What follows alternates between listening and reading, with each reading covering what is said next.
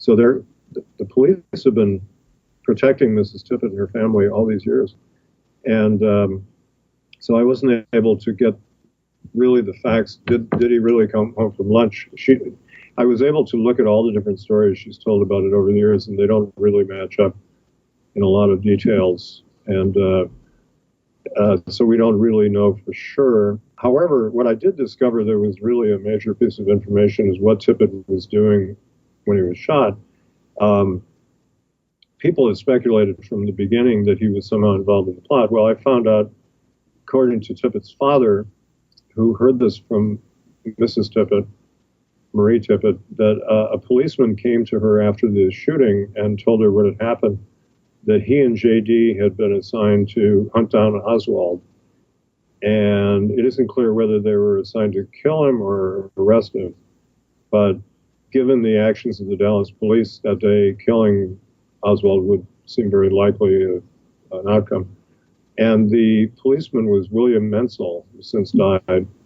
And he said to Marie Tippit, he said, I felt bad because I got into an auto accident on the way, and I didn't make it there, and J.D. made it there, and he got killed. And so here are these two guys. The Dallas police sent these two policemen rushing around Oak Cliff, and J.D. Tippit was making a lot of strange movements at that time with his riding in his car very quickly and staking out the viaduct and going into a record store, using the phone, et cetera, et cetera. He was looking for somebody clearly. And so this helps explain what was going on. And I found that there was a traffic accident about just a few blocks away right around that time. And Mentzel was the policeman officially called to the scene. So I wondered if maybe Mentzel had actually had the accident, but they reported it as if he was the guy who was covering it. And officially, he stayed there for 3 minutes, I believe it was. What policeman goes to an auto accident for 3 minutes and leaves? It just doesn't make sense. You can't even take down the license numbers that fast. So Mentzel and Tippit were involved. And what that means is that they were part of a conspiracy because Oswald's identity was officially not known to the police until he was arrested in the theater, which took place in 152. And they pulled a wallet out of him. He actually had like 5 wallets, and some people are convinced that some of these wallets were planted. Like there was one found at the scene of the shooting, which is now who shoots a policeman and leaves his wallet on the ground? You know, that's very incriminating. But anyway, he wouldn't tell them his name, and he was using a pseudonym as well, Alec Heidel. So it wasn't until they got to the police station about 2:10 that they really figured out who this guy was. And yet Tippit was killed at about 1:08 or 1:09. So they had to have been told, look for this fellow, Lee Harvey Oswald. Here's where you'll probably find him because he lived in that area. And here's what he looks like, et cetera, you know. So the police had to have been involved in knowing, let's finger this guy for the assassination before there was any logical reason why they would have done that, you know. So that stinks. So the Dallas police were up to their eyes in this case. And then they deliberately mishandled the investigation of the Tippit shooting. They didn't really pursue a lot of the leads. And Officer Lavelle told me they basically dropped the investigation as soon as Oswald was killed, you know, so they didn't really try to solve it. And it's kind of shocking that they wouldn't solve the murder of a brother officer. They just conveniently blamed it on this guy who just happened to be dead. But people knew better. And then I found out investigating the Tippit scene that there was another police car there. Tippit pulled up. Why did he stop? You know, he's supposedly stopping Oswald, but there was a police car in the alley there between these homes. And there was a man driving the car, and then there was another guy came out of the police car and shot Tippit. And there were people who saw 2 men there. There were people who saw the other police car. And then the shooter went back into, well, there are different accounts. Some say he ran across the lawn, took off, and people thought that was Oswald, and other people thought he got into the car. But the car backed up and went back toward Jefferson Boulevard, which is the main street there. And so a policeman was involved in killing Tippit.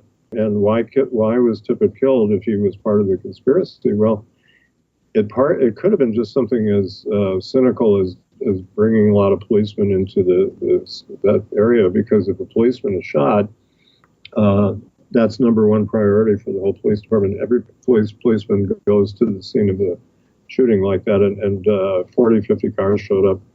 And I had a revealing question for Lavelle. I said, when you listen to the police radio of that time, it seems like everybody's kind of blasé when Kennedy was shot in a kind of surprising way. And he said, yeah, that's true. And then I said, but then when the officers reported shots, suddenly everybody gets excited and the pace picks up and a lot of emotion. He said, yeah, that's true. And I said, why? And he said, well, an officer gets shot, that's more important than the president getting shot. And then he said, and then he had this little smile, and he said, well, there's an old saying, it ain't no different than a South Side N-word shooting.